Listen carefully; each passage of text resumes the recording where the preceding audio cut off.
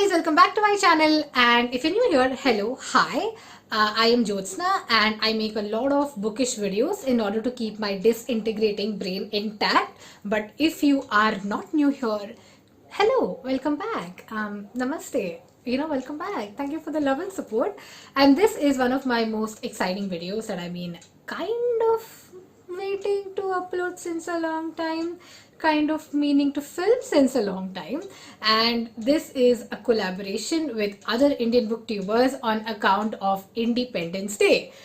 So basically, what's happening here? So three of my booktube friends, Smriti from Santreeds, Sonali from the Melodramatic Bookworm, and Shruti from Fandom Newbie, we decided that we are going to be reading partition themed, independence themed books and talk to you about them. So Smriti, she is reading a bunch of non-fiction books which actually talk about the people's experiences and the lost narrative of the partition.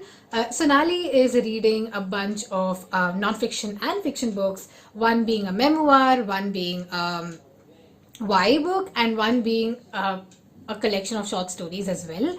And Shruti is reading all fiction, where she's reading books by critically acclaimed authors like Kushwant Singh, Anita Desai, and Amitabh Ghosh, my favorite, by the way. So yeah, like it's like a package, okay? We've literally gift wrapped stuff for you in a box and we're gifting it to you. So my point is, after you watch this video, go ahead and check out all the other videos, okay? These are a good bunch of books that will help you get into independence. It's like very much diverse as well, because there's fiction, there's non-fiction, there are also like different genres mixed into it, if I may, but the theme remains the same. The theme is independence, the theme is partition. So go ahead, check the other videos out, but this is the icing on the cake, the icing, the MVP thing of this video, right? On 15th August at 6 p.m. IST time, all of us are going to be hosting a live on Smriti's channel, and what we are going to do is a lot of stuff. We are also going to play some games, and there's also going to be a giveaway in it. Okay, now I don't want to give out like more, but my point is, please come visit us on the live and please help us, or help yourself by winning a game and winning a giveaway book. We are giving away books. Yes, you heard it right. We are giving away books. Okay, cool. So that being said, let's jump onto this particular video and let me talk about the books that I read as a part of this collaboration. So before we move on to the video, I just want to give you a historical gist about the partition if you do not know. If you know about it, then you can skip this maybe, but basically, in 1947, when India gained independence from the British, it was divided into three parts. The first part being the India as you see on the map today. The next one being Pakistan, that's West Pakistan, and East Pakistan, which is present day Bangladesh. It was a man by the name of Cyril Ratcliffe who was chairing the committee for this particular partition. There were a lot of reasons why the partition actually happened, especially with the involvement of a lot of politicians of the Muslim League and of Congress in 46, 47. I'll be talking about this later in this video. But the thing is that what followed with the partition, like the borders were supposed to be these loose lines where people could migrate, that is Muslims could migrate from India to Pakistan and Sikhs and Hindus could migrate from Pakistan to India. But what ensued was a whole tragedy of violence. Like millions of people were killed, especially in the states where there was a line drawn through the state. For example, Punjab was one such state where there was immense violence seen, and there is also a Pakistani Punjab and there's also an Indian Punjab. Okay, so it's a very, very tragedy, and it's a very saddening part of the history of the entire subcontinent. And to be honest, like we talk about the Holocaust, or like we talk about other tragic incidents that have happened all over the world, the partition is the least talked about, unfortunately, and we should make it a point to talk about it more. I also made like a separate video about one of the books that I'm going to discuss here. It's up above. But if you don't need to check that video out for now. I'll be discussing that book in this video. But that being said, again, let's not forget what happened. Yes, it is in the past. Yes, it is something that was the cause of death for a lot of people, for a lot of loved ones. A lot of people got lost. Women were kidnapped. They were sexually assaulted on both sides. There were riots all throughout the country during the time, and it's important that we don't forget. Okay, no matter how old it was, it's important that we don't forget so that history does not repeat itself. So that being said, let's move on to this video where I'm actually going to be talking about the books that I read for this collaboration. So one of the most important things to note is that you have to read multiple books in order to understand Indian independence. You need to read multiple books in order to understand why did the partition happen, what all happened before the partition. You have to trace the history or historical anecdotes back to like the 1920s in order to understand it. But more importantly, you also need to read a lot of books to form a perspective. And I have been on this mission since some time now, reading a lot of non-fiction history to understand why are we here and why are things like this. And one of the books that I would highly recommend that you start with, and this is the creme de la creme of this particular video, this is the best of the best here, and that is this one. This is Indian Summer by Alex von Tunzelman.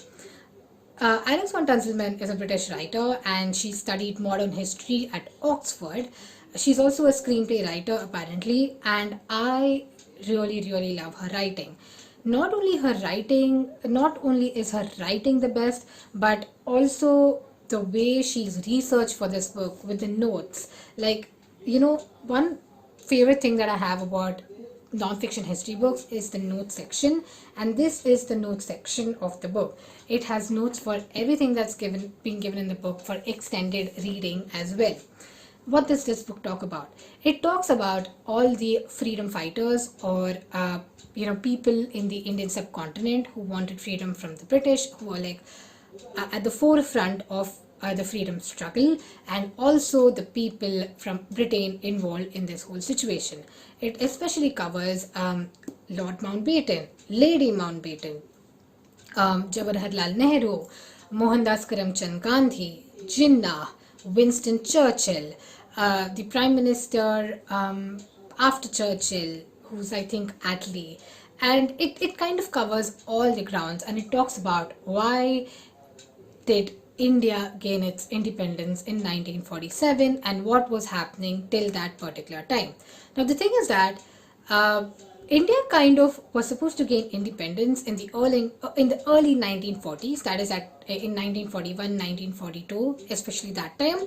But there were three people who kind of delayed the independence. I would say the documents or that kind of referendum of independence or the referendum of India being a republic was kind of delayed till 1947 because of three people, namely Winston Churchill, Muhammad Ali Jinnah, and Mohandas Karamchand Gandhi.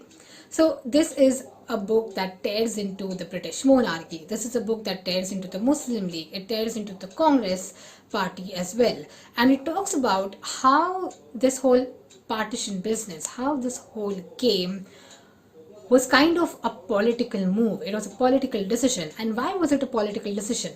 This book clearly deep dives into it. What I absolutely loved about the book is one, the sarcasm and the humor that comes along with it. I absolutely loved it. Like the way Alex von Tunzelman writes, she writes this like a page turner. So even if you're not like a history buff, you will absolutely love it because it reads like a thriller. The second thing being the description of the British, because although she's a Britisher, she's not spared anybody, right?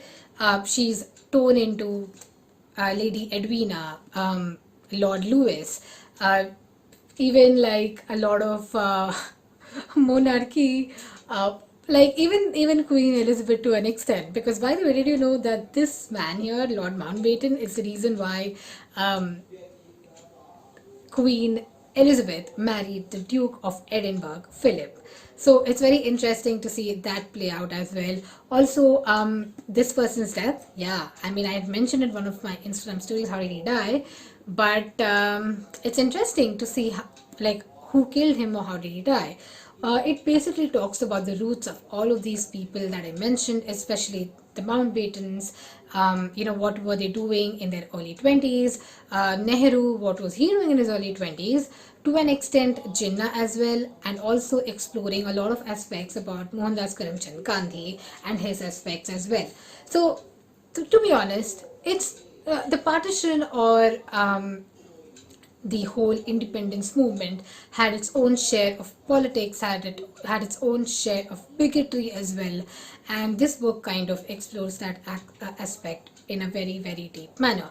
It also talks about how prior to the months of the partition, right? Because Britain was supposed to wrap things up in India post World War II within like a year or so, but then Mountbatten was sent to do a job, and his job was actually deemed successful if he did that ASAP, because the empire could not take costs for or like could not manage its colonies anymore. Also, another very interesting aspect is how much was stolen from India and other colonies by Britain during World War II, and how, no matter what, any form of like, I would say, monetary, I forgot the word, but any form of financial help or anything would not kind of substitute for the cruelty of the British rule in India. So, yeah, this is the best place to start. This is easily 5 stars. I'm telling you this. Like, it's minimum 4 stars, easily 5 stars, 5 on 5, especially because the writing, the research, the history, everything combined, this is a great book to start with. Moving on to what actually happened post the partition, right? Because all of these players were kind of moving through the partition, and they were like kind of planning for it, and including Mr. Radcliffe, or I don't know what to call him. I don't think he has a title, or even if he has a title, I wouldn't care. But that being said, what actually happened because of the partition? What actually happened because of this geographical division? This is what happened. Remnants of a Separation by Aanchal Malhotra is one of the best partition books out there. It is a collection of oral histories of those people who went through the partition. Anytime I get a chance to interact with Aanchal Malhotra, be it on Instagram or be it on Clubhouse, I am in complete awe of this lady, because she actually wrote all of these anecdotes for her thesis as a part of her master's program, I believe, in Montreal.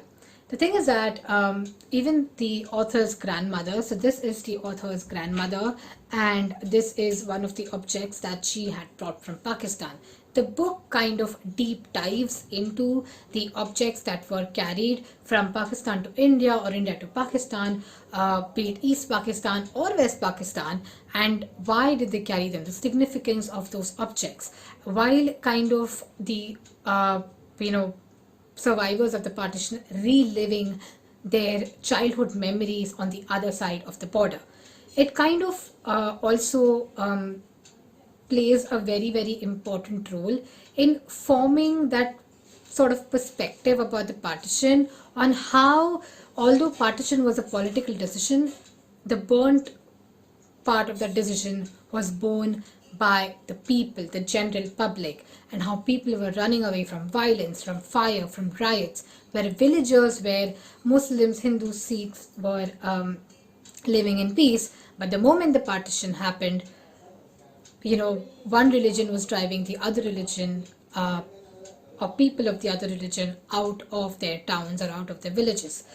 It is kind of a reminder about why the partition should not happen again, why an event like this should not happen in the history of humankind, and how horrific can people get because of a political decision like this. Now, we live in a world of very volatile political decisions. At any given point of time, we know one country that's warring or attacking another country. And let these stories be a reminder that that should not happen. And if you're looking for something that's very specific to people's experiences during the partition, this is the book you should read. It's super unique. I have already spoken about this in detail in another video of mine, so I will put it up here. It's down in the description box below as well. But I just want to reiterate it that if you are looking forward to reading anything which talks about people's experience during the partition and you've never read something like that, then this is the book you should read. Also, this book has quite a few pictures which kind of, shows you the objects that these survivors carried from one place, across the border, and how they actually, kind of survived during the ordeal. So again, I highly recommend this book. It's one of the best books written in the genre, and if you're a fan of oral histories, this is something to get you. Also, if you're not in India, this book has been published in few other names abroad. So I'll also put a link to my community post below where I had mentioned that these are the books. This is the UK or the US publication. I'm not sure what is it called, but yeah, it's in the description box below. So basically, after reading these books about the partition and the political climate of the partition and the aftermath of the same, I thought that I had to deep dive more into the Indian independence struggle. And it was not only during like the early 1920s or 1910s that the Indian freedom struggle kind of sprung up again. It was actually in 1857 that there was a rebellion against the British East India Company. And this particular rebellion was actually like a mutiny. A mutiny is a better word, I think, where soldiers of the British East India Army were offended by certain aspects of the ammunition that was being used because it contained pig hide and cow hide as well, the cartridges to be exact, and decided that the British was kind of hurting Indian sentiments. And aftermath of this particular mutiny was that a lot of soldiers started siding with the kingdoms and the kings, the respective kings of respective princely states in India, and started fighting against the British East India Company. So I wanted to understand like why didn't India gain independence earlier, and why did it take them like almost 110 years in order to gain independence. 90 years in order to gain independence. And it's very interesting, right? Because the book that I read here was actually a first-person account of the 1857 uprising, which is called 1857, the story of the Great Uprising by Vishnu Bhat Ghodse. Now, this is a very unique book for two reasons. The first reason is that it is actually one of the very few first-person accounts that's available in the world today, because 1857 was almost 160 years back. And second thing being that this has been rewritten and translated as well. So the story is very simple, right? 20 years after witnessing the mutiny of 1857, Vishnu Bhat Ghodse tells his friend Chintamani Vaidya that he kind of witnessed this, and tells him all the stories and all the horrific incidents that he saw during the particular rebellion or the mutiny. And Chintamani Vaidya says, okay, you know what, you should write a book on it. So what does Mr. Ghodse do? He actually writes a book in Marathi about it. So Vishnu Bhat Ghodse was a poor Brahmin from Versailles, which is currently in the Thane district in Maharashtra, and he kind of decided that in order to increase his financial prospects, he wanted to travel all the way to Indore in Madhya Pradesh in order to join some form of yagna or puja, which is actually a Hindu ritual for a particular king. And it's on the way that he kind of like encounters mutineers, and he was also in Jhansi when the British had attacked the city. The thing is that after this story was written, after the book was written in Marathi, Ghodse told Vaidya, his friend, that please do not publish this until I'm dead because I do not want any repercussions from the British government for this. And Vaidya agreed. He kind of kept the manuscripts with him, and after his death in 1903, that is after Mr. Ghodse's death in 1903, Vaidya published the book.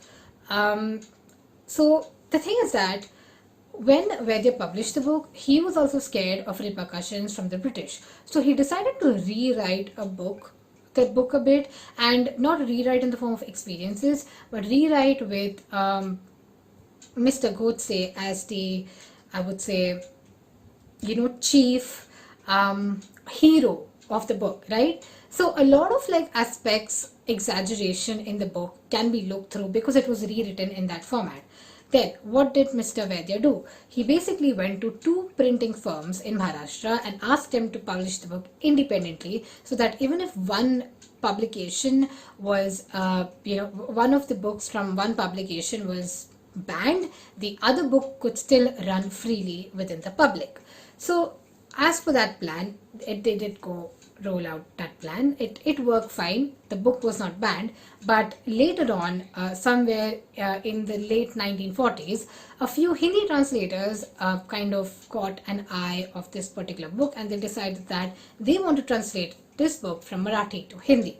So basically, yes, the book was translated from Marathi to Hindi, and then our translator, Mrinal Pandey, translated the book from Hindi to English for us. So that's why this makes it unique, because first thing, of course, it was rewritten, and second thing being that it was kind of translated twice, from Marathi to Hindi and then Hindi to English. And that's like the history of the publication of the book, and that itself got me very interested. But the book itself is a very, very interesting one to read, because it talks about one poor person's account, right? It's more like a coming of age story of this individual, of this 21-year-old man who decides to get out of his village. He's never seen the outside world. Remember, this is 1857, where even railways did not exist. He decided that I will go on foot to Indore, okay, all the way from Thane to Indore. It kind of like describes a lot of adventures that he faced, and how he also like saw a lot of cities, how he kind of explored the outside world, and how he came home a changed man.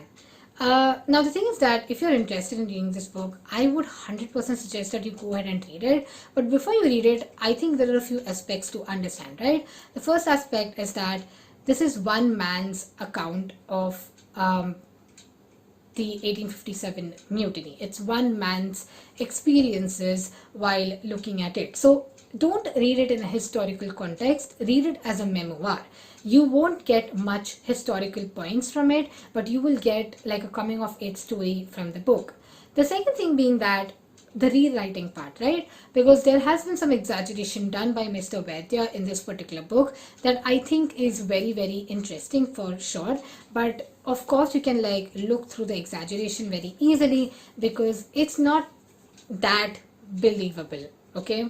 But other than that, one of the best things that the translator Mrinal Pandey has done is set a context for the book. It's important to get into this book, into this unique book with context, because without the context you will not understand much basically. So yeah, that being said, again, this is a very, very nice memoir about the 1857 mutiny. It is one of those books that I think all of you history buffs should read, not for historical points but for one man's encounter with death. I think one thing that I really carried away from this book was how he described the Queen of Jhansi Ki Rani as we know it, Rani Lakshmi Bai. So it said that he had a personal encounter with the Queen herself because he was in Jhansi for some form of puja or yagna when on the way. That being said, it's an interesting book. I think everyone should read it, and all the mentioned books in this particular video are pretty much like top notch in some way or the other, and everyone should read it. So that being said, this is it. This is the end of the video. Thank you so much for sticking till the end of this, and give me an Indian flag, please. In the comment section, please give me an Indian flag emoji. And yes, please do go and check out Smriti, Sonali, Shruti's videos. Please do that, because I'm telling you that they are also reading amazing books, and I'm also looking forward to their video there. So yep, thank you so much for watching this. I am very, I would say, glad that I could read these books. I'm very glad that, you know, we are in a world today where we can look back upon our mistakes and talk about it. Mistakes for humankind, mistakes for the country, mistakes in any form or sort should be corrected no matter what. So that being said, thank you so much for watching this video. I wish you a very happy Independence Day. Let's not take our independence for granted. And thank you. I will see you on my we will see you on our live on 15th at 6 p.m. Cool. Thank you so much for watching. Happy Independence Day. Bye.